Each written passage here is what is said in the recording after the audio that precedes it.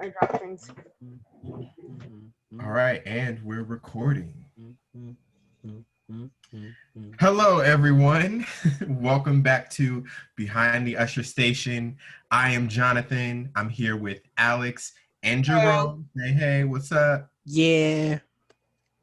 How's it I'm going? playing with Uno cards. Why? That's what Jerome's doing. Fun time. We're happy that you're here with us. Today, we have a special episode because we don't know what we're going to be talking about. So, I feel Well, technically- like anytime we go in, we kind of never really have. you A know what? You plan. have a point there. Technically, this is now the second episode in a row, though, because last one we recorded was your special where at least me and Alex didn't know what we were talking about. That's true. But this one, we have a little jar that I put stickers on because I didn't know what else to do with my stickers. We have a jar of things, a jar of topics, one of which Alex is going to pull out. We will discuss on the fly. You're going to hear our unfiltered, unscripted opinions on this topic. Mhm. So, Not sure if this is the greatest idea then. All right, let's see. let's go. Da, da, da, da.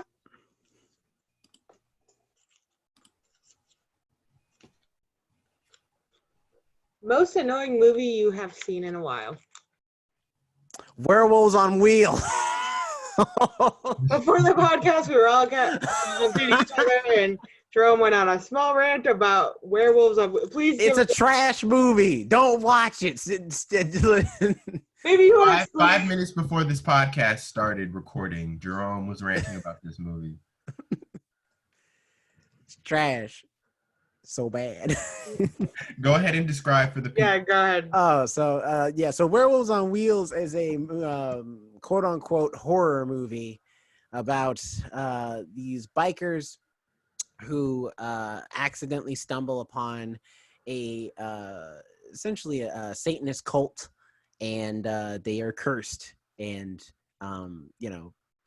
werewolves happen, and then death ensues after that because of werewolves. And that's a lame description, but this is a lame movie, so I feel like it's apropos to the most annoying thing about it is just the fact of, like, first of all, this is clearly a low budget movie, so they don't and they want to have a lot of spooky scenes at night, but the problem is they don't have any lights at night, so you can't see what's happening most of the time. And every character is a character you don't care about because you don't learn anything about this biker gang beforehand. It's literally the first 15 minutes goes like this. We have the opening credits, as usual, of the bikers riding out, and as with every movie that's about bikers, you see them doing bike tricks, like standing on the bike, riding without. Is this like motorbikes or is this like motorcycles? Yeah, choppers. Okay. Yeah, I bikers. was like, I could see them pop doing tricks with bicycles. I don't know. Anyway, go on. But so that's how it starts, right? And then there's a little vignette in the opening credits where a car cuts one of them off, and then he gets runs the motorcycle off the road, like, for one of them. So the whole gang bum rushes him on the when that car has to stop for gas and beat the crap out of the driver, which that was fun. And I was like, all right, now you're all right. The movie's getting started. Here we go. We're going Beating in. the crap out of a guy is fun. No, I'm saying, like, I thought this was going to be an action movie about terrible people who happen to be werewolves, and they start wreaking havoc. And I don't know, maybe a sheriff would come into the picture at some point and be like, I got to stop these wolves on wheels. It's like, and I don't know, it's just something stupid like that. Because it's a B movie made in the 1980s from a company called New World Pictures, who I now know their name because I realized all these movies I was watching on Amazon Prime that are all these B movies are all made by this company. They're also mainly made in the 80s. I'm just saying, I'm not a fan of that decade. And so it's so bad because then they just show up, by the way, at the Satanist cult. Like, literally, I don't know how they find it. They just stop by on the road, and then they just step on the grounds, and then the cult comes out, and they're like, here, eat this bread and drink this wine. And they do. And then, they get drugged, obviously, because why would you take any drink from strangers? And, like, especially hooded strangers that surround you in a circle, like a Socratic circle. And then they take the like girl of the leader, and I guess they want her to be the bride of the devil, which makes no sense because then they just turn her into a werewolf. And then, the leader of the gang also becomes a werewolf because she bites him. But then they also keep having visions in the fire. It's just a nonsensical plot. That's not fun to watch at all. Will say this. I have actually always wanted to visit a cult. Why? I don't know. I think it'd be interesting. Dude, have you not seen Midsummer? No, it's going to be interesting. Not that type of cult. Actually, yeah, going over to Doc Ansel's place in Myrtle Beach. There, you've visited I want to find a cult that has air conditioning. Okay. He has air conditioning in his place, not in the other. I'm sure he's got the big fan. Alex's whirling around. Search is cults with air conditioning. Cults with air conditioning, indoor plumbing, and showers. Listen, this is how people get killed, okay? Because you see something, you go to visit a cult, and you're like, oh, it'll be fine. Then you see something you weren't supposed to see, and now you can't leave. Who, honestly, besides me, would say, oh, it'll be fun to visit a cult? I'm saying, everyone who's been in a horror movie involving a cult. Midsummer comes to mind. They weren't going to see a cult. They were trying to experience, whatever. As soon as I saw all these people dressed in white and the customs are starting to get after the first dude, after that dude jumps off that cliff and kills himself, I would have figured out immediately. There's no way they're not. I can understand. I can understand seeing that it's a cult after the man. Spoiler alert for anyone who hasn't seen Midsummer. But it's in the beginning of the movie, so after the first dude kills himself. But if you just see all the people wearing white, you don't want to be disrespectful. Maybe you didn't do all your research on the religious or spiritual aspects of that culture. You wouldn't be disrespectful and be like, oh, these people are wearing white. This is I would be suspicious. I wouldn't, now granted, I wouldn't just leave it outright because I don't know what's going on, but I would be a little bit suspicious. The guy, the only black character in that movie, by the way, he was actually doing a study on this culture, so that's why he wasn't wearing people all dressed in white. That's true. He was there for a reason. However, yes, I would be more suspicious of everybody wearing white than everybody wearing black. But then again, well, if everyone's wearing black, then my first question would be, who's dead? Because y'all all dressed for a funeral. And if no one's dead, then I'd be suspicious. Me and my whole family, me and my mom and my sister always are dressing in black. There's no funeral. We just like the color. That black is flattering. Yeah, they do say black is a flattering color. It is a flattering color. What about you, Jonathan? Any movies you wish you hadn't watched lately? Yes. Well, I'm guessing we can't talk about Fantasy Island because we already did that podcast. But leave it alone. It's done nothing to you. Oh, see, did you let it simmer? Did you let it stew so you could come over to my side? No, the further I get away from it, I feel like the further you get away from it? Yeah. The longer it is between when I watched it and now, I feel like it's not as bad as after I first saw it. It gets worse for me.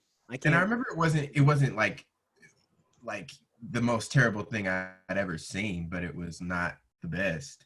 Oh no, it's not the worst thing ever. I mean, I still think the movie's trash, but there are some movies that are worse than Fantasy Island. At least Fantasy Island is competently shot.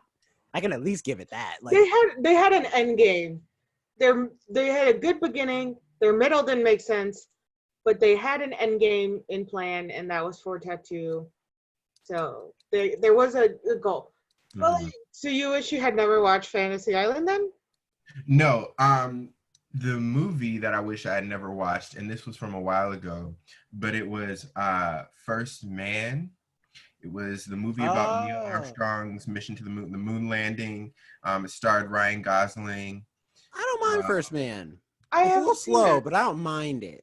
It's not my favorite space movie. Yeah, I didn't like it, not for the traditional, this is terrible, everything about it is trash reasons, just because it was so incredibly boring.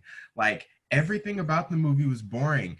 Before I went into a movie called First Man about the moon landing, I thought I was going to see some action. I thought I was going to see, them gearing up for the space mission. I thought I was going to see some good, historical like inside scoops about, oh, Neil Armstrong actually cheated on his wife, no, or something like that. Rest in peace, Neil Armstrong. But like something like interesting. I thought I was gonna get something out of it, but I got nothing out of it except some extra sleep. So in my opinion, First Man is not that great of a movie. Also, Ryan Gosling's facial expressions in the movie were very blank. Like, I like Ryan Gosling as an actor, but for this movie, he didn't do it. His facial expression was blank the entire time. He showed no emotion. And maybe that's who Neil Armstrong was, but you got to bring something else to it. You got to convey, like, oh, he shows no emotion, but it's for this reason. He shows no emotion, but he has an underlying emotion underneath. Something. I need something to grasp on. I thought he did only because, like, I will admit, it is very dry. It's very stoic, his facial expression for most of the movie. But then there's, like, I felt like there's a method to the madness because the ending scene, spoilers for First Man, I guess, but the ending scene is because he loses his daughter in the movie.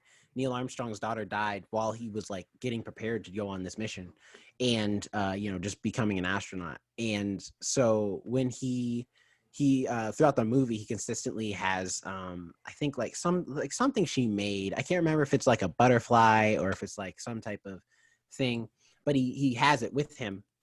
And I don't know if this happened in real life, but it was it almost made me tear up a little bit. Is that because once he finally gets to the moon, he is the first time we see emotion from him. He cries and he lets go of his daughter's little butterfly on the moon, almost like it's like he's like more or less as close as he can get to heaven, and he still misses his daughter. And so I thought of it as like he was stoic up until that point because he's holding in all this emotion and pain, and in the most quietest place he can get to, which is space, where there's no sound at all, he's like, it all comes out in a subtle way. I will mind you. Like, it's not like he like, does the Viola Davis snot bubble, and then just the tears start flowing. He's bald. Like, none of that. None of that's happening. That was an image. But he's still, I thought it was good. It worked for me. Now, granted, I still agree though. The movie is real slow. It is some dry material. Like, you can't go to First Man expecting action because there's none to be found until like those last couple of seconds of them. Well, I mean, honestly, if you think about it, the moon landing was exciting when you got to the moon, but everything else had to be really, because this was the first mission to ever go to the moon. I mean, you couldn't really have fun. Plus, well, there was that one scene where, they're training and how astronauts have to go through the thing that whips you around and you go in circles and you're just sitting in it. I forget what it's called, but not zero G, terminal velocity training, I think. They have that crap like at amusement parks. Exactly. And he's going through that, and still his expression on his face is like he's whipping like circles, and his expression on his face is just. To be fair, I mean, that's what astronauts have to be, though. Exactly, and that was like to set, because I know like the scene was like the person before him like threw up or something and freaked out on that machine, and then he went, and then he was just stoic, like it was to set the stage, like he was prepared for it, he could handle it, had no fear. Exactly, that's why he was perfect for the mission. Exactly, but it just didn't flow with me. I feel like that kind of, I understand like it's supposed to be more stuff, but like you also can't help that when you're feeling that force, you end up making a face. Right. I mean, they're not going to kick you out for making a face, puking, freaking out, yeah. But I see what you mean. There are certain situations where you don't end up having such a like I have a very neutral face. And I understand this, but there are some moments I'm like, I can't control that my face makes expressions. It's just how it is. Mm-hmm. Yeah. Alex, what about you? Do you have? Oh, I'm sorry, Jonathan. Were you done? No, I was just gonna say, at the end of this, or like after we get through ours, I want to counteract mine with a good movie that I've seen recently, because there is one of those. So, Alex, you can go ahead. Freddy versus Jason. I rewatched that movie.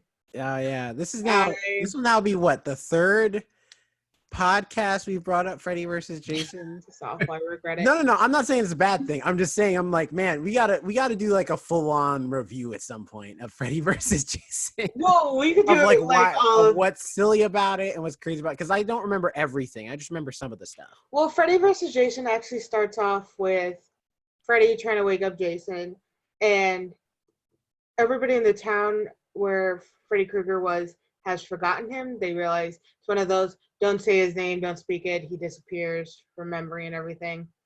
So he's trying to figure out a way to come back.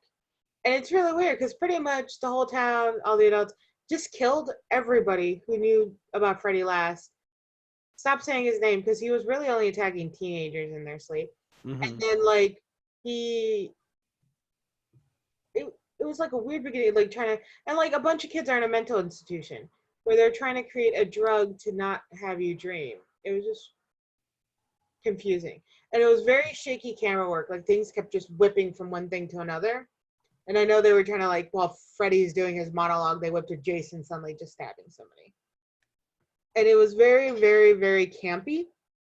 Yeah. And a lot of the times I don't understand what they're like because like I'll give it to the teens in this movie. They figured it out pretty quick.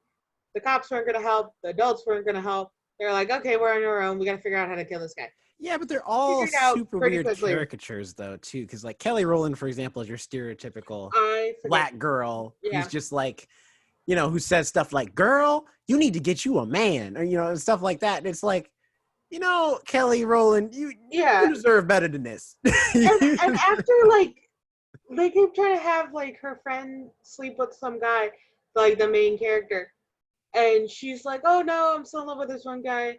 I haven't seen him in like over 6 years. He disappeared without a trace. Yeah, he was taken to mental, but still the guy just like ghosts you.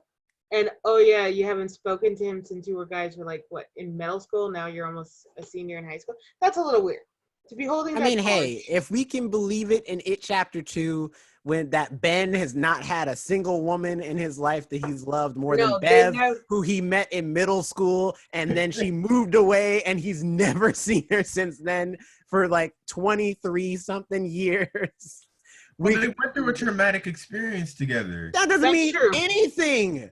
Yes, it does. Traumatic experiences bond people with each other. Tell me he couldn't have met any other girl that's gone through a traumatic experience? Not with a killer clown like that, no. Unless it was like in 2000. Stop by a mental institution. I'm sure you'll find plenty of women that can tell you plenty of stories about killer clowns. But real ones. Institutions are you visiting? I'm just saying. Who's dressing up as a killer? 23 years, not a one. You ain't met one other woman that's like, you know what? He never said that. They never really rushed into his relationships or anything. I'm just saying, like her justification of being like, oh, I haven't seen this guy in 6 years, but they're still like kids, makes more sense to me than a grown man still being like, I remember that 12-year-old girl I used to have. And he grew into his looks too. Right. He changed race. Let's not have that discussion. He went to my ethnicity. He went from like pale, pasty to like, yeah. I mean, there are some Spanish people that are pale and pasty because of colonization. But, like, it really doesn't go from, I was really white to suddenly I turned brown. It kind of goes the other way. Like, I used to be really, really dark as a child, but my skin tone has lightened. Because I also don't like to go outside too much. But my mom was born white. She stayed white. She gets a little tanner in the sun, but she'll burn before she tans sometimes. But Freddy versus Jason is, It's a terrible movie. It makes no sense. They're, like, in the town, and then they're like, we have to go to like Crystal Lake, which makes me think, because they're like, it's only a few hours away, so that means Crystal Lake and what is the town for the Cougars? Springwood. But yeah, Springwood. I don't know. Springwood. Elm Street was just a street. Springwood and Crystal Lake means they're very close together. Are right next to each other now, yeah. So much so Alex. that they were able to drug Jason and keep him sedated. They had enough drugs to keep Jason sedated to get him back to Crystal Lake. Jason Sudeikis. Alex, you mentioned like campiness in movies. Well, like you mentioned how this movie, the campiness didn't work. What do you think about campiness in movies overall? Because one movie that I think it worked in is Ma. Oh, I finally watched Ma. Did you watch Ma? Oh, 'cause Yeah. I'm trying to remember. Did you go with us to that? No, it was Jasmine that went with No, us. I got sick or I was too tired. Mm-hmm. And so I ended up not being able to. I think I got sick, and I was not able to go. I remember it was at least you, me, and Jasmine, but I couldn't remember if Alex was there. Mhm. But you did watch it. I have watched Ma. We were laughing at that movie so hard in the theater. Were you laughing when you were watching it? I was more so weirded out. I was like, kind of like, what the hell? Okay. I think that movie played up the campiness, though. I think it did in certain parts, especially when like Ma is partying with the teens and stuff.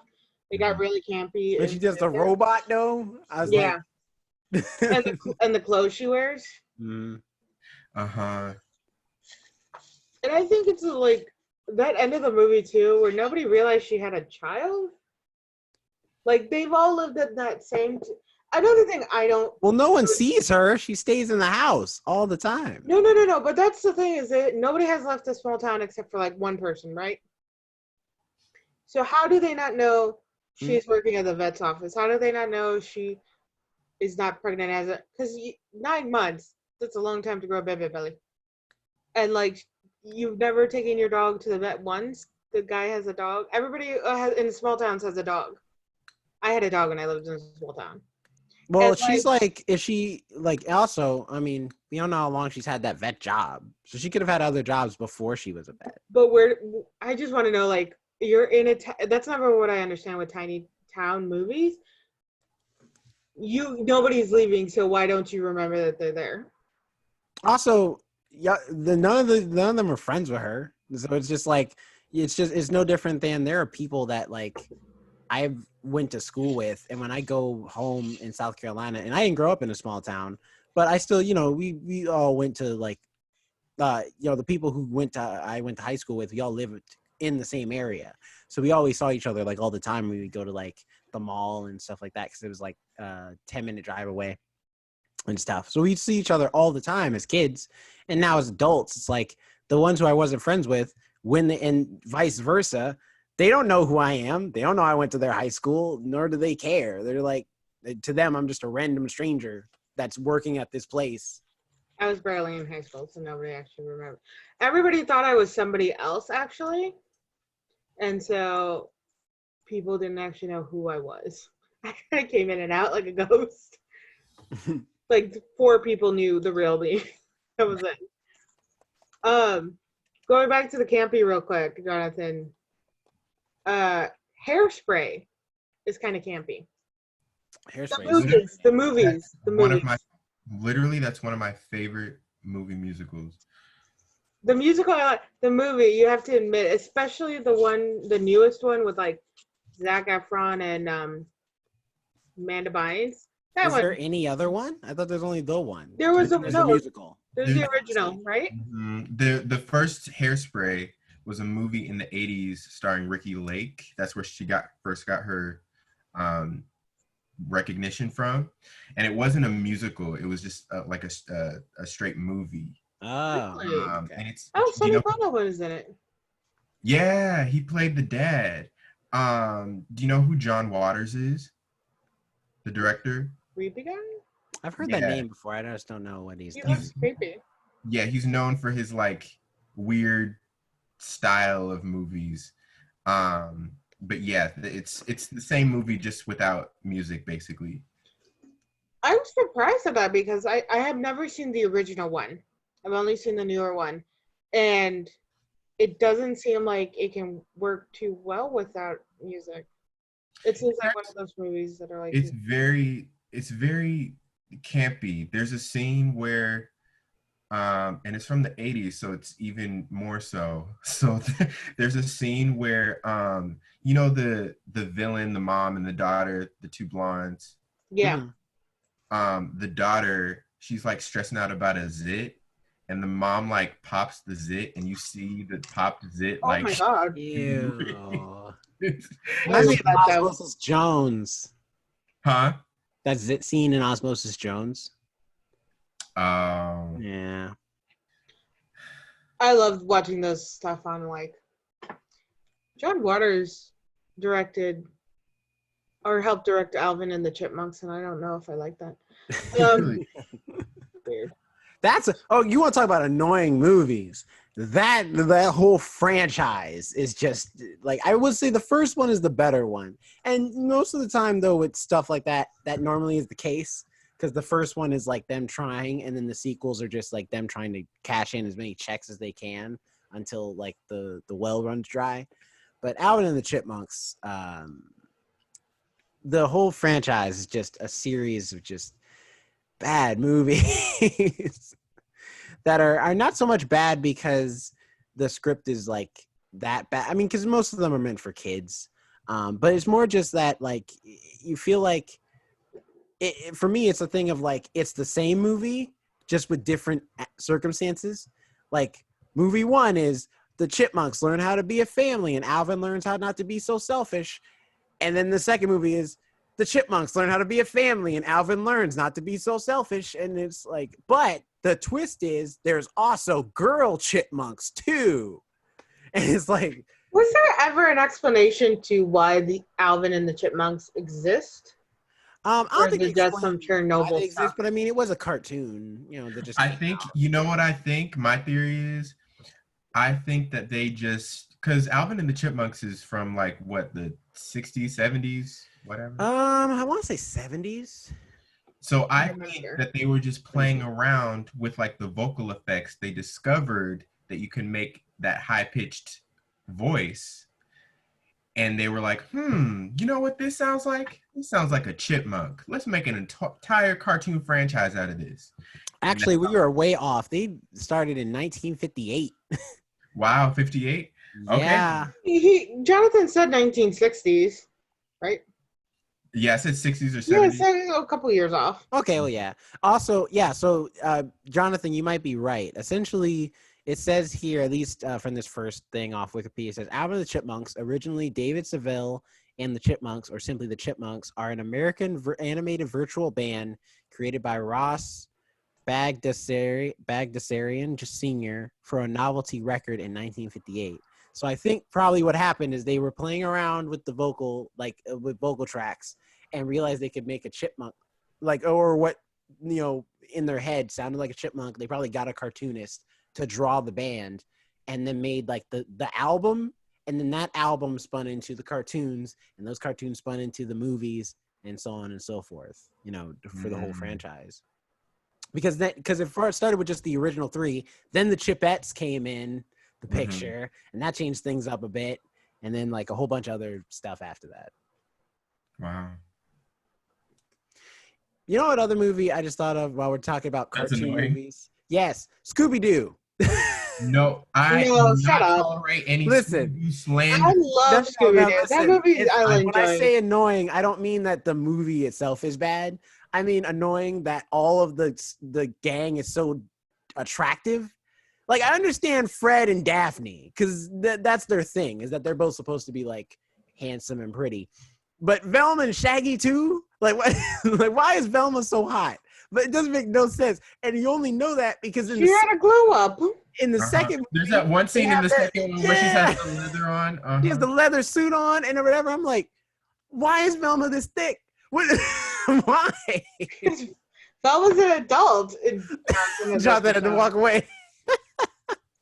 I don't know your podcast where you just kept saying the word thick. It was the cats one. Oh, yeah. Cats. Oh, you called cats thick?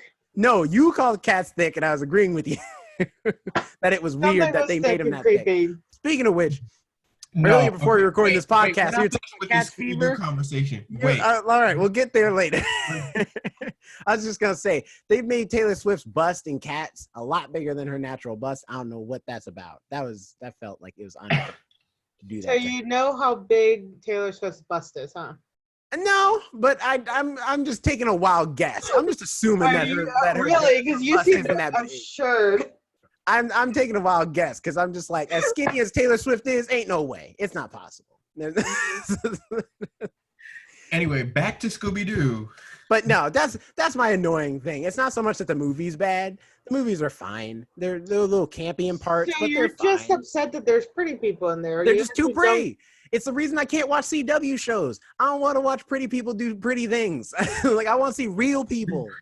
I do like watching pretty white people with problems.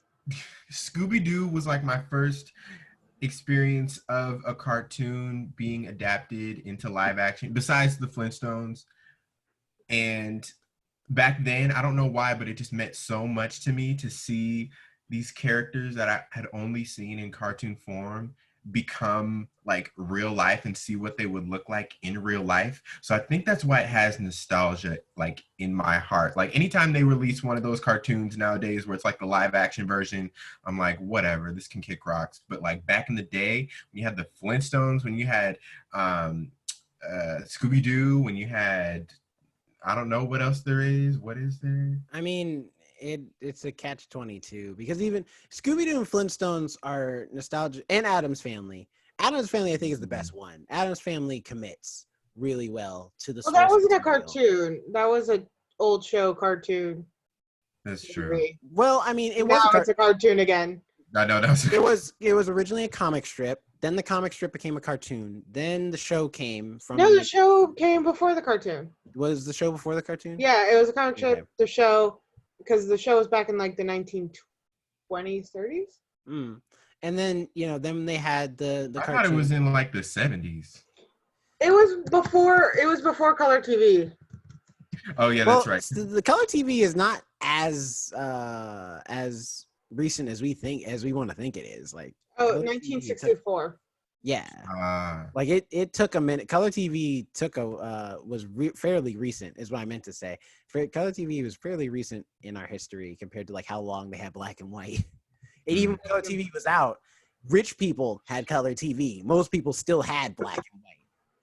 Well, I just remember my mom talking about she used to watch it, and I'm like, ooh, my mom ain't that old.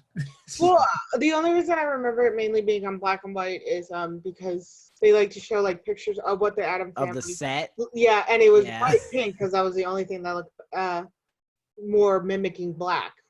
Mm-hmm. But I think Addams Family does it the best as the old movies, but Flintstones is still like it's like Scooby-Doo and Flintstones. They wanted to do the cartoon, but they didn't want to have it just be the cartoon. They also wanted to like modernize it and do something cool. Cause like the plot of the first Flintstones movie is like Fred's trying to get this promotion and they have like a TV and stuff. And it's like made of rocks. And it's like, this is the Flintstones. They don't have TV. they get the, like, you know what I mean? Stuff like that. But it's like, and the plot of the first Scooby-Doo movie isn't that the gang just goes out and solves a mystery. The plot of the first Scooby-Doo movie is they all break up. And it's like, man, we got to get the band back together again. And also with these, very poppy pop music from the 2000s. And also Daphne knows Kung Fu. Wasn't no problem at all. Like people learn stuff, Jerome. I'm just saying. Wasn't Ruben stuttered in like the end credit scene? Yes. Oh my God, really? Yeah. Well, I will say this about like Scooby-Doo. I kind of like the breakup at the beginning because it breaks. It's almost like a breakup. Like we're no longer kids. We're breaking up, kind of thing. And then when they all join back, they have had such these like personality and skill developments that you're like, oh, okay. It's like they're finally back in my age range. Mm-hmm. For me, I feel like they only did that because they couldn't get teenagers to play these parts. They never hired teenagers. Because you couldn't believe that any of those people, especially, I forget his name, but the dude who's playing, I think it was Freddie Prinze Jr., but I could be wrong. Mm-hmm. The dude who plays Fred definitely looks like a grown man. There's no way you're going to be like, oh no, he's in high school. So I think they had to do that because they're like, they have to be adults. Like, if we're gonna cast adults, they can't be kids.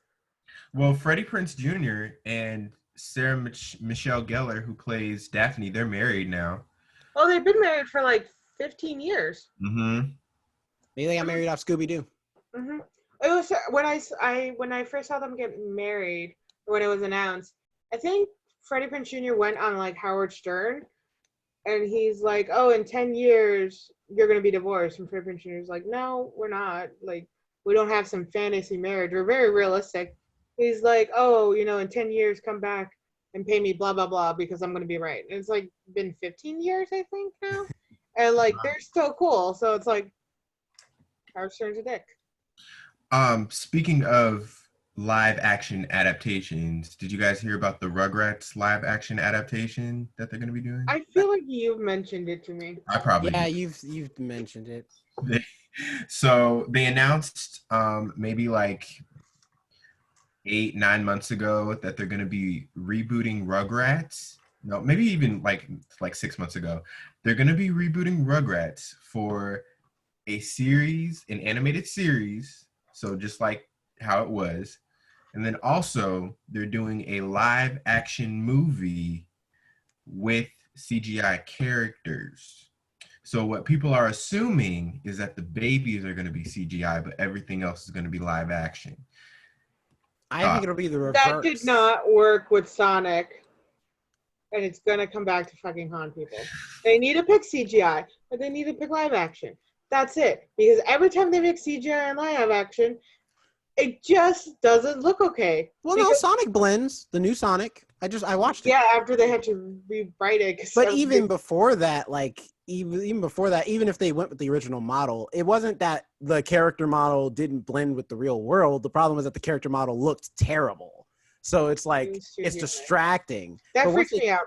But once they fixed it, like the CG meshes with the real world pretty well. I think with Sonic, they have to kind of make him CGI because it's like a mythical. He's like a right. Okay, so yeah, I get that. But I'm talking about like Rugrats. Right, they're babies. Baby.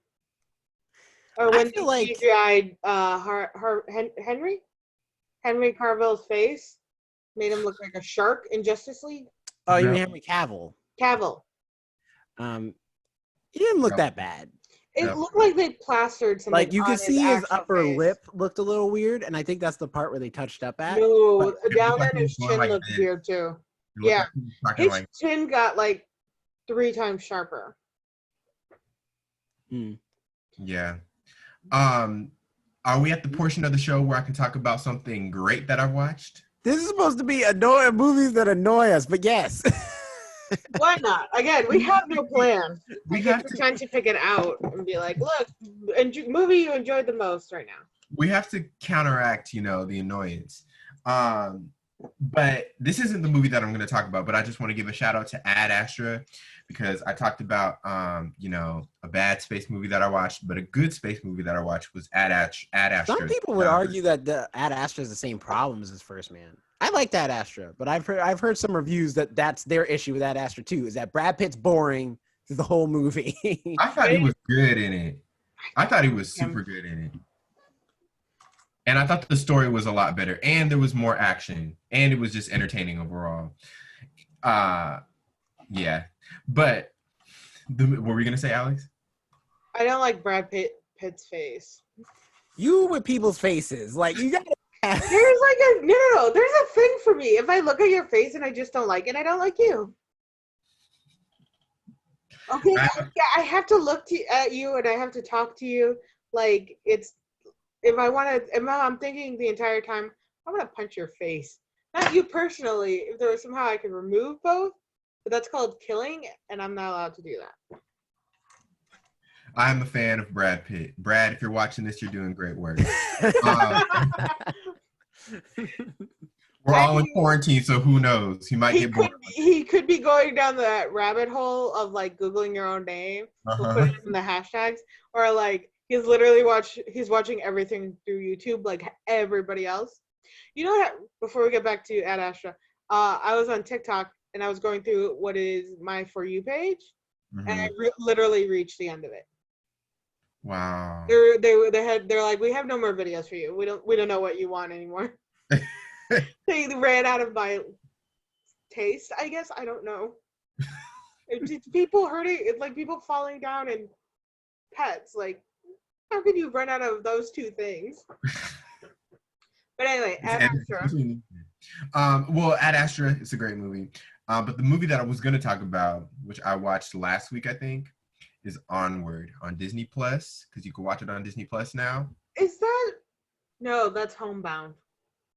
Yes, Homebound is that's a different. Onward's with the troll-looking things. No. Yeah, the two elf brothers who are on a mission to have one final day with their dad. It's really good. Starring Chris Pratt, Tom Holland, Octavia Spencer, and I can't remember her name, but she's a good actress. And they play elf brothers. Their dad died when they were young.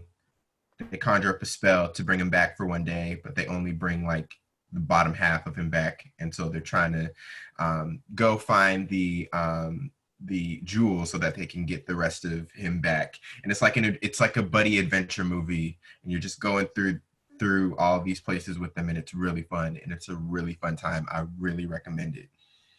I just want to know what's up with Disney and its parent issues. Because I understand what's going on, and I completely understand it's a brotherly journey, and they're moving forward, and they're trying to work with each other and bond. But it's like half your father came back. That's dramatic. No. It's not like his entrails are flopping out of his body or whatever. It's like magically. It's weirder. That means it's weirder because now there's this weird fleshy layer on top. Plus, they put a little pile thing. No, it's not flesh. It's almost like a bottomless hole, to be quite honest. It's like magic. It's like magic. It's not like. I'm sorry. I'm sorry. Are you trying to make just a fleshy cover less creepy than a pair of legs walking around with a bottomless hole in it instead of an upper body? You're trying to make as long as you're not stepping into his legs, you're fine. They do put, like Jerome was saying, they like Weekend at Bernie's him kind of. So they put like this sweatshirt, and they stuff it, and they put like a hoodie on to make it seem like he's like got a top half. From the fact that you just told me he got a sweatshirt, does he show up naked without pants? Or no, he has pants and shoes. I don't know. I'm asking a question. No, I'm answering you. I'm saying he has pants and shoes and a belt and all that. You just seemed really defensive there for a second. I'm just saying because sometimes they do that and they make the jokes like, "Ooh, cover yourself," or like covering the part. But I was just like, well, it's only half a human. I mean, that's just it. No, he has every pants and stuff, and because it's like a magical spell that they use to bring him back, and it starts from the legs up, and so it's going up. And they lose their grip on the magic wand, and the gem that's already in it breaks as it gets to his waist, which is why he's then like just legs or whatever. You know what's a good movie that people should rewatch or watch again? Journey to the Center of the Earth.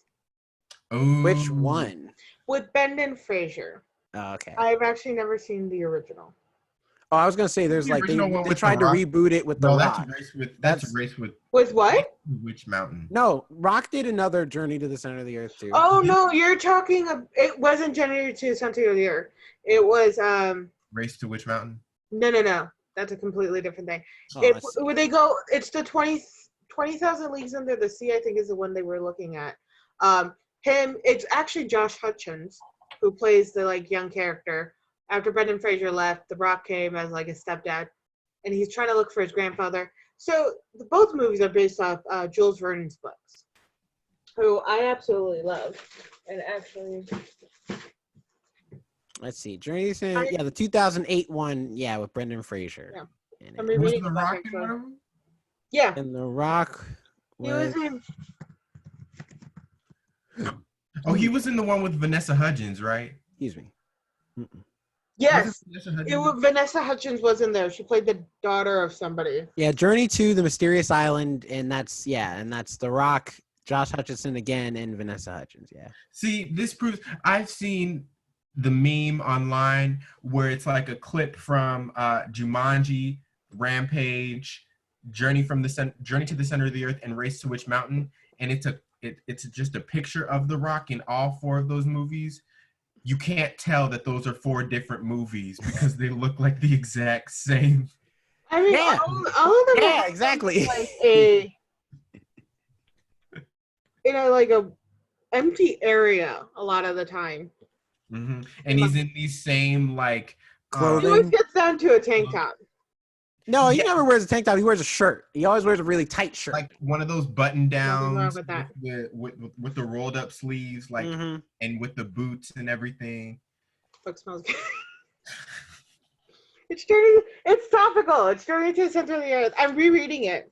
Because, speaking of cults, not cults, there are people who believe Jules Verne was telling the truth because he's done so many predictions in his books. So people are like, oh, this is probably real. And honestly, I'm rereading it, and some of the things are like, well, the temperatures were correct in this year, and that was even before his time. And like, it's one of those things where you kind of just look for stuff. The book originally belonged to some person named Gary Vanessa. To get back on track just a little bit, movies that also annoy me are any movie. Well, almost any movie that's based off a video game. I only have two on my list that I actually enjoy, and that's Detective Pikachu Doom and Mortal Kombat. I like those two. Okay, Detective Pikachu was just adorable. I even built a little Lego version of him, but he fell and did. Those are my two. That Mortal Kombat is campy fun, and the first one, not the second one. The second one's garbage. The first one though is like campy and fun, and is more or less the concept of the game. They take a few. No. Mortal Kombat should not have been campy. It is campy. It's literally you fight to the death until somebody says kill him. Yeah, but you were talking about a time where they're trying to also sell this to kids and get a PG-13 rating. So no one's gonna die. Not really. You know what? Oh, sorry. Doom, the video game Doom. Sorry. That is one of the movies I like, and it stars The Rock. It's bad. It's terrible. You're terrible. It's so bad. You know what piece of video game cinema is amazing? The Black Mirror episode Striking Vipers. That doesn't count. That doesn't count. Striking Vipers. Bringing it back to our first ever podcast. Technically, technically it does count due to the fact that it's mimicking Mortal Kombat. It's not. It's based off Street Fighter, and then it's a completely different fighting game. Anyway. Nice, but that doesn't count. Striking Vipers isn't real. That doesn't count at all. It's no different than you can't count Scott Pilgrim as an anime movie because there was never an anime. It's based off of a book that was kind of like a manga, but not really. But it's still fun. I love that movie. It's my favorite movie of all time. I love it. Did you guys ever really? watch? Hold on. I'm sorry, John. Wait, I thought your favorite movie of all time was La La Land. No, that was one of my favorite Oscar movies. I like that's my favorite Oscar movie. But my favorite movie of all time is Scott Pilgrim. How? Another reason. Sorry, that was another reason why I was disappointed. That was another reason why I was disappointed with the movie First Man, because it was directed by Damien Chazelle, and I really like La La Land, and he disappointed me with. I like First Man. First Man. I don't love it. And I do understand people's qualms with it, but I still like it. I think it's. I just did not watch it. I should give it a try because I do love space movies, anything to do and stuff. I recently watched the movie Life. That is actually a good movie with Ryan Reynolds. I remember when we had that at the theater. I kept meaning to see it. Yeah, it was only there. Everybody thought it was going to be a Venom prequel for a long time. Because they just had an alien on the lake with them. The way it was really dramatic. The way the alien was moved and acted, people thought it was Venom, but he just was but it was like a Venom prequel, as in like this is what Venom did just before he landed on the planet and then fused to Spider-Man or whatever. And spoilers for Life. If you should just know, any movie that we're going to talk about, we're going to spoil it. So yeah, we don't have good filters. Yeah, but I really It's more like we appreciate just talk about old stuff. So it's like at this point you either seen it or you haven't. I know, right? We're not talking about anything that was released within the past year. So I really like that movie because it was unexpected. Like the fact that Ryan Reynolds was in it and he died within like the first 20 minutes was really like cool for me because I'm like, oh, so you know anybody could die. It doesn't matter if you like got a big name star for this project. Anybody's vulnerable. You don't know what's gonna happen. You don't know who's gonna be the last to survive. Well, that's like every movie though. Especially when they have an ensemble cast, you expect some of them to die. Like, Usually, you know, they like to keep their like the big stars for the end. depending on the movie. Or, But I will say, yeah. I mean, they did technically leave Jake Gyllenhaal. Because Jake Gyllenhaal is bigger than Ryan Reynolds. Or No. there's the big star. Well, that's debatable now, I think. But anyway, I never liked Jake Gyllenhaal. And I've explained that to you, Jonathan. It's because he looks like he needs a shower and he takes baths only. You said that about Norman Reedus. Norman Reedus does look like that. He looks like he has a layer of. I'm just saying. I'm starting But to you hear love some. him. I'm starting to hear some Oh, yeah, I repeats. love You him. said the same thing about Norman Reedus. There Things are at the some face thing about people- Tom Cruise. No, Tom Cruise, I just want to punch. He Also, doesn't do you need know- a shower bath. sorry to get off topic, and then I'll get back to life. We're all off topic. We're did never you on know- topic. Did you know that Tom Cruise is not his real name? No, No. because I want to think nothing of the man. No, that's not his real name. It's Tom. His real name is Thomas Cruise. Well, I guess it's his first and middle name, but Thomas Cruise Mapother the fourth. Interesting. Yeah.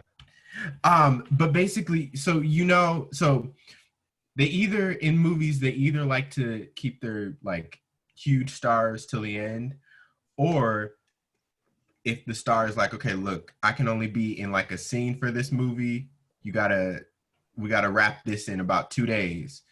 They'll do that, and they won't like, and you'll know that the person dies early because they won't be on any of the press tours.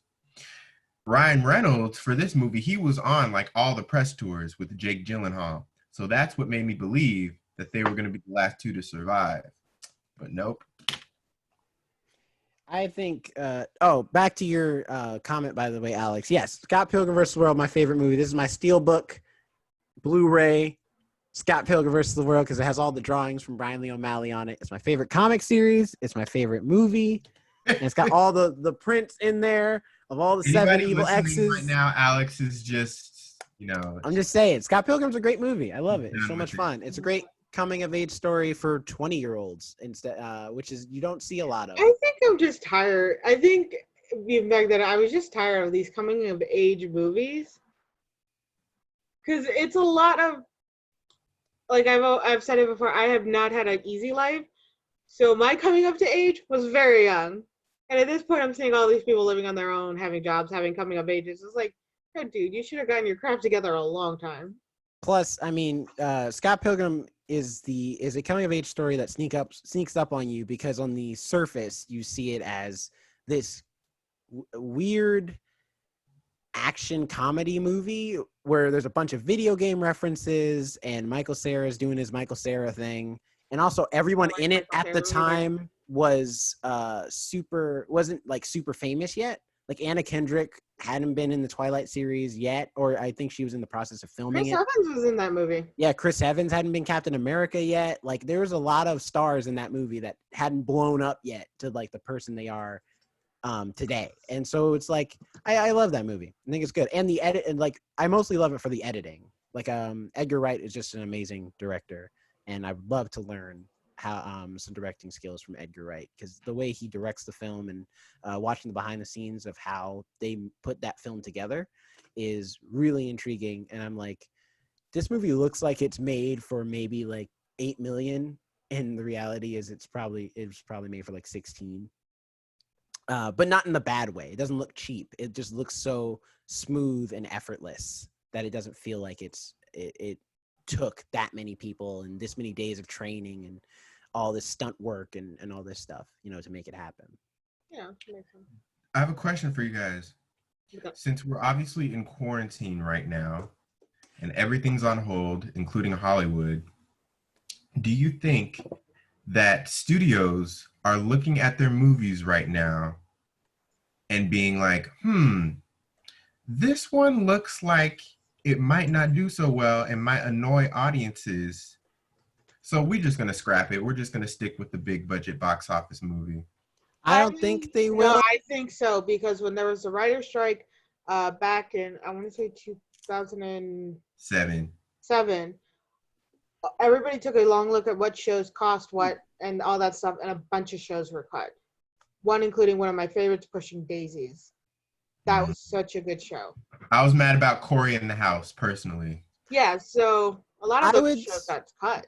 I would say if we're talking shows, yes. If we're talking movies, no. Because shows are a consistent investment, especially depending on like how many seasons you were planning on doing. So canceling a show is essentially like cutting off a money pit. If it's like, okay, this show is not working, we're just going to cancel it, because you're going to have to consistently pay for it. Movies are a one and done. Like, that money is spent and it's never coming back. So you got to make it back. That's why you get a lot of bad movies. I'm sure the studio even knows it's bad, but they'll still put it out because like it's better to make something off of it than just nothing. And I'm sure they'll just like either push it back or they'll do what some of these other studios that can afford to do it are doing and just put it on VOD, like video on demand, and just let people watch it that way, and just like pay like, you know, a small fee of like, maybe even if they have to put it on sale for like $10 or even lower than that, you know, they tried to do that. They tried to give out movies early, but they were charging like $20. They still made their money back. Trolls still came out to like, I think like 8-something million or whatever in its first weekend, and still making money. Pay $20 for that. Which apparently, what's the name of the theater chain? Let me look up Trolls World Tour box office. There's Regal. There's what's the name of the theater chain? AMC. AMC. That's what I meant. AMC. I go to that theater all the time. I don't know why. But anyway, AMC is apparently upset with DreamWorks, I think, distributes Trolls. Because they do.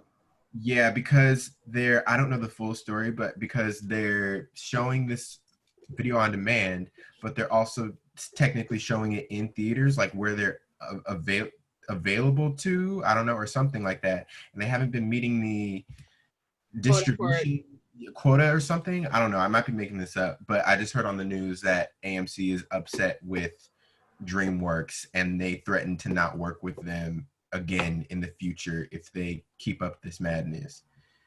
Well, I could see that because they're not in Washington. The theaters are not open, but I do believe in other states they're stay-at-home. Atlanta, it's open right now. Like, or not Atlanta, but Georgia in general, they opened up to their theaters. Like partially, yeah. Bowling out. Who needs a bowling? Anyway, that's another. Bowling alleys are gross too because you're like rubbing that ball and everything. Exactly. Everybody's hands has been on that. Like, it's just, and the bowling shoes. You always rent bowling shoes. Oh. Well, the shoes are, you know, because most people wear socks. But it's just the hands thing, because that's where everybody touches everything. That's how the COVID-19 virus can definitely spread a lot sooner, is because a bunch of people are handling bowling balls or whatever the case may be. Yeah. You know, movie theaters, same way. I'm sure they're not disinfecting every seat after every show. We weren't. No, I was talking to some people about that at work. They were talking about when the movie theater opens up again. And they're like, oh, it'll probably be safe. You know, they do clean after every showing. And I'm like, and they're like, oh, they probably wipe stuff down. And I'm like, they sweep. They don't wipe things down. Well, I know they sweep. We swept. And no. I'm saying if someone was to say that to me, that would be my answer. I'd be like, the people sweep. They don't wipe things down. No, I rolled my chair over and I was like, look, I worked in a movie theater for like 2 years.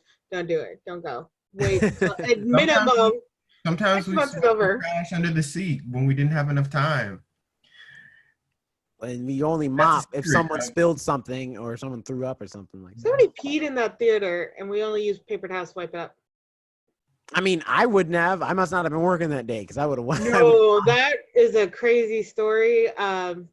Oh, well, save that for the Tales of the Usher Yeah. Station too. Nobody who was involved in that story works there anymore, so I could say things, not mean things about them.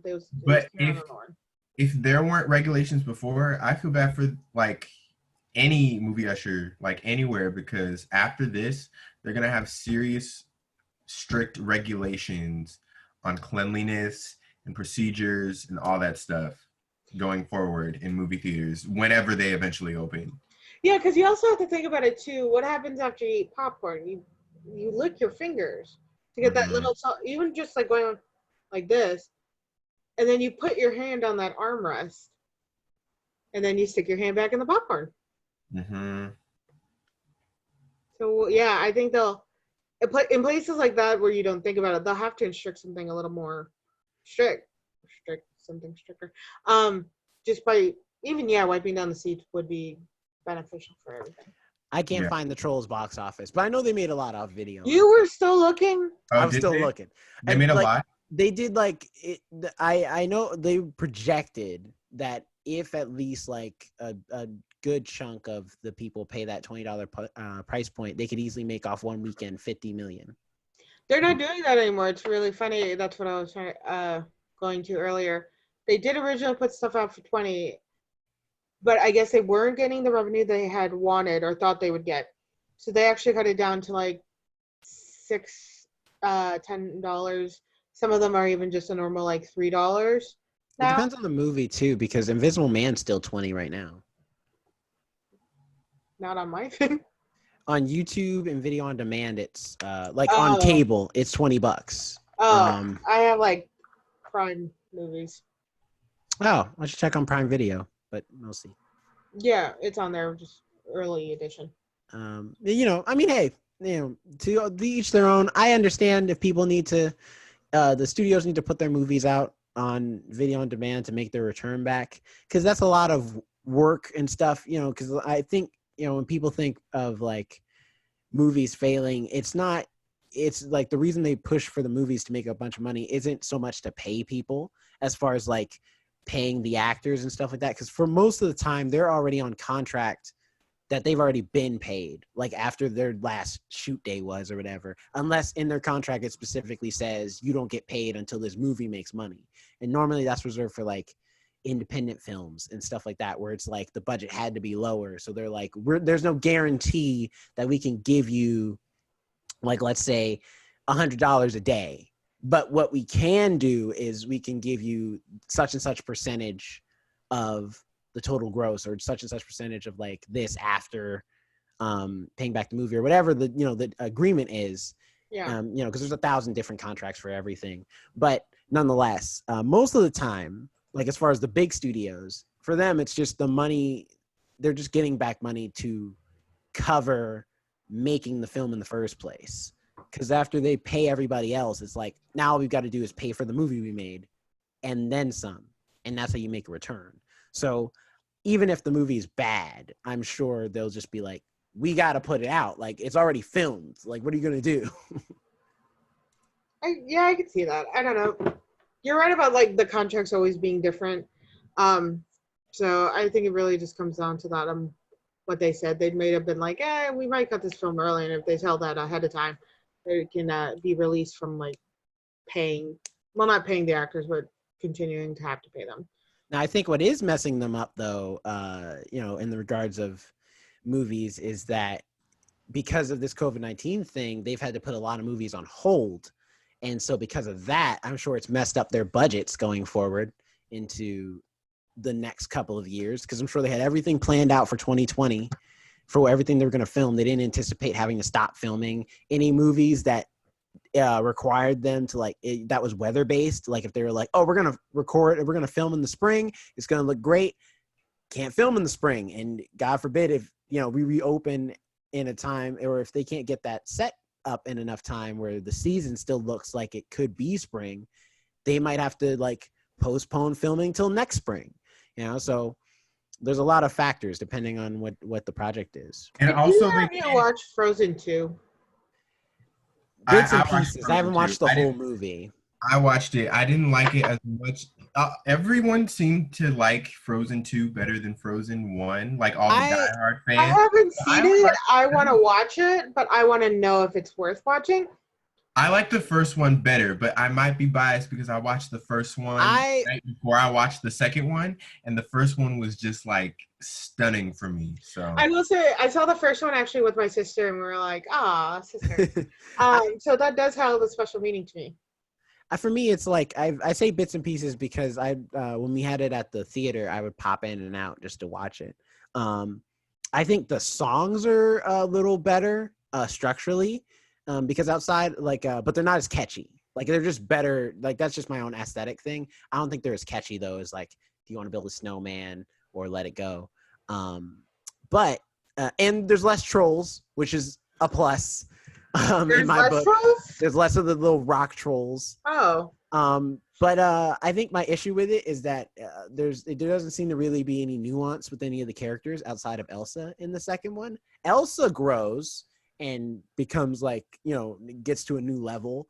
The rest of the characters kind of stay flat because Anna's whole thing, the whole movie is, Elsa, we need to be together. And Elsa, you could feel, and I don't know. For me personally, I was just waiting for the scene where Elsa's going to be like, look, you got a man. Can you leave me alone, please? You got someplace to be. Go somewhere. look, I'm last trying to time live she this was adventure, without her and you were- sister, she like literally plunged a whole kingdom into winter. So I'm like, just saying. I could see why Anna's like, you need to stay right here because you're gonna go to destroy not our kingdom only, but now wherever we are in this forest. You're But gonna kill that's the not entire why forest. she wants to go with her. She just wants to go with her because she doesn't want to be away from her sister. She doesn't think she's a danger. If anything, she thinks she's like, no, you can handle it, but we need to do this together. And I'm sure Elsa should just Elsa, But what it Elsa is? is also respectfully, she's emotional. You know what it is? And she's still having a hard time controlling those, huh? No. And then the second movie, she's fine. In the second movie, she's just trying to she finds out about she's getting called to the magical forest is her quest in the second movie. But in the second movie, her powers are fine. They're not out of control. What somebody messed up told me about the first Frozen movie when what's his name? Not Kristoff, the Earl. Hans? Hans. Was that his name, Hans? Yeah, I'm pretty sure Hans. his name's Hans. Yeah, because it was Christopher Hans who was doing that thing. Hans, when they lock Elsa in the dungeon during the middle of the movie, nobody knew about her powers whatsoever. But yet there were special cuffs on there just to hold onto her hands. No, they did because she lashed out in the early part of the movie with the ice powers. So at that point, everyone had known she had ice powers, or at least the people who were there, I guess, at that party knew she had ice powers. So the royalty knew, but not the common folk. But they weren't still aware. They somehow were still not aware of it because Hans was able to discover it and then call her out later. It made it almost appear by the mid movie that nobody knew it was still Elsa or this or that. But the cuffs there that were specially made for her because they didn't know how her powers were controlled either. They could have just been normal powers. It wasn't basically based off her hands. The cuffs were there. So that means somebody had to make them for her. So everybody's like, her parents actually made them. In case Elsa became a danger, there was a way to hold her. I mean, the second movie doesn't confirm that. The second movie, they just, they dive a little bit into the parents, but not too much. They're good with the parents and them dying and then them being kind of crappy parents. How are you going to lock a kid in the room like that? She did nothing. But Frozen 2, would you recommend me watching? For me personally, I would say honestly, I agree with Jonathan. It's not better than Frozen 1. I think for me personally, I felt like it was the same problems that some people have with Star Wars, in that with more specifically John Boyega's character, who's reduced to a dude who just can't take a hint that this white girl don't want to date no black man and just keeps coming around, and she just doesn't have the heart to tell him, I don't date black guys. Okay, leave me alone. I am trying to save the galaxy. I don't have time to deal with you. And it's the same thing with Elsa and Anna. Elsa just doesn't have the heart to tell Anna, leave me alone. Be with your boyfriend. Enjoy this snowman. Go away. That was an interesting connection. I'm just saying. And I think you have something personal you need to work on. Kind of going back to the thing of movies are having to shuffle like how they're released. The Lovebirds, which is a movie that I've talked it's going to Netflix. Yeah. Yeah. It's going to be on Netflix May 22nd. And I think we should do an episode about it. Just throwing that out there. It looks bad. And I love Issa Rae and Kamal Nanjiani. This looks like a waste of their talent. I'm going to be honest. I could be surprised. I could be thoroughly surprised. But I think it looks fun because they're both funny. So I think it's going to be fun and funny. I'm trying to read what it's about. It's this couple and they like accidentally murder somebody or something. No. I remember seeing that preview of they're like, right, yeah. There was like somebody, the person in their taxi killed somebody, and then when some like people came out of the building, they're like, it's you're the murderers. Mm-hmm. And they were like, yeah, and they're kind of on the run, which doesn't make sense. You could easily explain that you weren't the killer. No, the person, a guy comes into their car and he's like, I'm a cop. And then he runs over somebody and then leaves. And they stay at the scene. So the person who did it is like long gone. So they're like, we don't have any proof that anybody else was in this car that ran this person over. We're two people. The car is registered to one of them. I assume Kamal Nanjiani's character. So it's like, on paper, you're at least suspects, if not guilty. I assume anyway. Probably. But no, it just doesn't look to me personally. I only laughed maybe one or two times during the trailer, and I was like, it looks a little cheesy, looks a little light. It's a little light on the comedy. I'm just excited about they're both funny, like I mentioned. Yeah, they're both funny. They're both very. And it's also interesting. It's also interesting to see, like,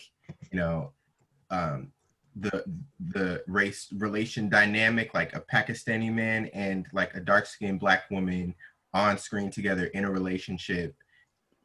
Like, when have you ever seen that? So that is true. I'll give you that. There is often a report of like one or the other with a white person. Mm-hmm. Or other races. Like normally you'll see more often a Black person with a Hispanic or Latino person than you will someone of Indian descent or Pakistani descent. That's true too. Usually Dominican. Yeah, sometimes Dominican. Mostly Dominican. But yeah, I get what you're saying, Jonathan. Seeing that new type of interracial couple is which is always interesting when you see that in different movies. They're like, oh, they put this what feels like almost an opposite person, but then they go into the relationship and they're just annoyingly the same. Exactly. I feel like that's going to be like that. They're going to have moments where they're both equally stupid. So I wonder if they're going to have a scene with Kamal Nanjiani taking his shirt off.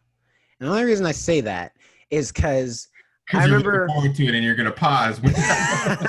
No, whatever makes you happy, Jerome. I remember it was news for a while when Kamal Nanjiani got yoked up to be in that Marvel movie. But maybe you can tell that he's real fit. You can tell he's really fit in the trailer. Like he's been working out. So I wonder if Kamal Nanjiani is going to be that comedian who's like, all right, I look good. Time to take advantage. At any chance I get, take the shirt off. Did you say yoked up? Yeah, yoked up. You haven't heard that? I've never heard that. Jonathan's heard that. Right, Jonathan? That's part of the Black community. Come on, you've heard that. I don't think it's part of the Black vocabulary, but look it up in the Urban Dictionary. It's in there. Maybe like it's definitely part of like the bro vocabulary. Maybe it's like Black community South. Well, maybe. I know I've heard it before, but nonetheless, it's I think any dude named Chad who goes to the gym 4 times a week knows what the word yoke. No, they don't say yoke. They just say they're trying to get the gains in. The gains. It's all about the gains. Gains everything. Yeah, I don't think it's Black, Jerome. I think you're speaking bro. Hold on. I'm gonna look this up. Well, how are you gonna go? Is Gaines black or bro? Gaines is universal. Gaines is bro code. I don't think Gaines or Yoke has a race on it. I don't. He seems to think so. Hold up. How do you like search for that? Is it black? Yoked up. Or... Urban Dictionary. Here we go. No, I got what you were saying. I understand. I'm just saying. I want to see if there's an ethnicity tied to this in here. And nope. Like in the dictionary, it just has. In the Urban Dictionary, it might. I realized because you know how you look up your name. So my name is literally considered just a male equivalent to Alexander. And my last name, Andrade, is when you go through translation and go back, it's basically the son of Andres or Anders. So my name, going by definitions, would be female version of Alexander, son of Andreas. I'm like, that's a weird version of my name. But technically it is accurate. But you know, I'm just thinking about like all the Chris Pratt got fit for Guardians of the Galaxy, and then all of a sudden, every movie Chris Pratt's in, he's got to like either be shirtless or nearly shirtless, and it's just like, I get it, I see. You know, you were heavy for a while. You want to show off the guns. You know, you want to take advantage for a little bit. He wasn't just heavy. He was like unhealthy. What's up with that? Like the funny comedian guys doing sitcoms and being like comedically like, you know, chubby or whatever, and then going on to like an action movie and just like pumping iron. You want to try something different, and I'm sure it's one of those things because I don't know for Marvel, but I know for DC, for example, it's in their contract. Like if you get hired to be in a DC movie, you have to work out. That's in your contract to do that. They will. But do you think they hire them in the first place? Do you think they hire them in the first place because of their comedic timing and comedic skills, and they just want to add that to that? Because they could get any like action star off the street. Well, I know for Chris Pratt specifically, he said that when he got hired to be in Guardians of the Galaxy, he personally wanted to get fit because he felt like, I'm gonna be playing a superhero. I mean, more or less. It's not really your traditional superhero movie, but it's part of a superhero universe. So for him, he felt like, I want to be fit. You know, I want to look like the character and be in shape. But you know, in one of them meetings, Disney was like, "Hey, look, if you're gonna be a part of this movie, we're gonna give you this membership, this personal trainer. It's up to you." Oh yeah, I'm sure they probably were like, we're gonna give you a personal trainer and stuff. But I mean, you know, because like for example, because for Marvel, it's not so much you have to get super buff. Like DC, you had to get buff. Like they wanted Batman to look enormous. They want Superman to look enormous. They want Gal Gadot to look lean. Like they want them all to look muscular. Versus Marvel, like they don't mind having Ray Stevens, who is fit, looking like a fat guy, because in the comics, Volstagg in Thor, one of the Thor supporting characters, is a fat guy. So they don't mind because it's like he looks like the character. So I think for them, it's like, we don't care if you look like the character. As long as you look like the character, that's all we really care about. And you have good comedic timing and acting presence and all that stuff. And then, but I'm sure Chris Pratt and then Chris Evans and so many others deciding to be fit led to others falling behind them, like Paul Rudd and Kamal Nanjiani, to be like, you know what? They're getting fit. We should get fit. I'm just saying, we all got to be in the universe together. We're all supposed to be superheroes, right? We should probably get a little bit of abs, you know. I mean, we don't got to get Chris Evans size. I think Disney was like, I'm just saying, y'all should probably get some abs. Think about Disney, like none of their people are unattractive, so you gotta fix that up a little bit. I'm just saying, because Robert Downey Jr. was fit for the first couple of movies, and then once he started just doing Avenger stuff, you ain't never seen Tony Stark with not covered up with a jacket or a shirt. Like he's not fat, mind you, but he's not like the size of like a Thor or Chris Evans. Like Chris Hemsworth and Chris Evans are on a whole different level than Robert Downey Jr. And Robert Downey Jr. is even on a better level than someone like Don Cheadle, who's healthy. He's not At least I don't think he has abs. John, He's a healthy Michael guy. Rooker, Guardians of the Galaxy. Michael had a Rooker belly. too. Yeah, He had Michael a belly. Rooker is not super fit, but he's But the you good gotta character. realize that all the people you mentioned are like above the age of 50. That's true Like too. Don Cheadle. That's no excuse. Tom Cruise still has abs at 50. That's no excuse at all. I'm pretty sure he doesn't. So yes, he does. What do you mean? I'm not Googling Tom Cruise naked. I don't want to see anything. Sylvester Stallone too. Sylvester Stallone got abs. That man in his 60s. That's not an excuse anymore. You can But do. are Tom Cruise and Sylvester Stallone a part of the Disney Marvel franchise? Sylvester Stallone is. He's in Guardians of the Galaxy too. Oh. Mm-hmm. But he wasn't a major part. I didn't even know he was in the. Oh yeah, he was. I remember him now. Yeah, he's a bit part. He's not really a big part of the movie. I'm just saying, I could see it both ways. I could definitely see Disney putting pressure on them and putting it in their contract to be like, hey, work out. If you're going to be in our movie, you got to at least work out. You don't necessarily have to get as big as Chris Evans, but you got to be fit enough to run at least 3 miles. At least 3. If you can do that, all right. we're good.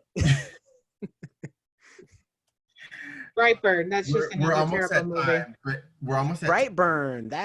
I still never got to see Brightburn fully. It But I is heard it was boring. disappointing. It's I heard boring. it was disappointing. It's just the sun gets kind of bitchy, and you can't tell if it's puberty or something is wrong with him. Well, my biggest thing, because I was so excited to see it, because I love the idea of it being like, what if Superman, as a kid, was bad? Because the Superman tale is just that he's always been good, no matter what, ever since he landed on the planet. And so I liked the idea of it being like, this would be actually a really interesting horror movie if it went the opposite way. That it's like this alien comes down from space from an unknown planet and has all these powers, and he immediately becomes a bad guy. And from all the reviews and stuff I was reading, it sounded like it didn't get further than the concept with the script of like, it's evil Superman. Okay, but are you going to do anything fun and interesting? That wasn't really the problem with it. The problem was that it was so slow because he was just, readily getting more angry and angry. But at the same time, it's like, okay, we get it. He's turning into a bad person. Like, let him start discovering. He doesn't discover his, powers until, almost the last, half an hour to 45 minutes of the movie. And that's the issue. Where it's just, you really just see him getting moodier, and, once in a while he'll discover a power where it's like, his skin won't break on the blades of the mower. And he's now just, poking himself with, random shit. It's, weird. So I think that's where it came up, where it tried to show you, him discovering his powers one at a time, but really it just slowed things down so much. That was one of the movies I kind of skipped a good chunk in after a while to see if I could get closer to, okay, they tell him the truth. Hey, you're an alien. We just found you in the dirt.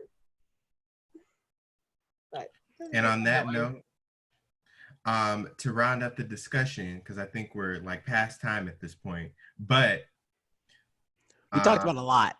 Yes, we did. I think I'm gonna have to give this a different title when I put this on Podbean of you can do just a mystery jar. Mystery jar movie discussion / random. We're just adding time, guys. We went down so many paths. I don't even know where we are anymore. Anyway, with that, thank you for joining us today. We will see you all next time. What is everybody's social media handles? Alex, you can go first. I am living my okayest life on Instagram. I mainly spend time there with pictures of my cat and food. Jerome, how about you? You can find me at Not Jerome Rhett on Instagram. I don't post a lot, so you don't expect too much from me. But you might see some stuff every now and again. Hey, who knows? And if you made it to the end of this podcast, congratulations. My name is Jonathan Keith. My @ is. Let Jonathan have his moment. Continue, Jonathan. I'm sorry, it just made me laugh. My @ is Jonathan Keys. You can find us at Behind the Usher Station on Instagram, TikTok, Usher Station Pod on Twitter, Behind the Usher Station on Facebook, YouTube, all that good stuff. You can email us behindtheusherstation@gmail.com. And for now, we hope you have a great day, morning, night, whenever you're watching this, and we'll see you next time. Yep. Stay safe out there. Stay healthy. Bye. Bye. Wash your hands. Social distance. Dude.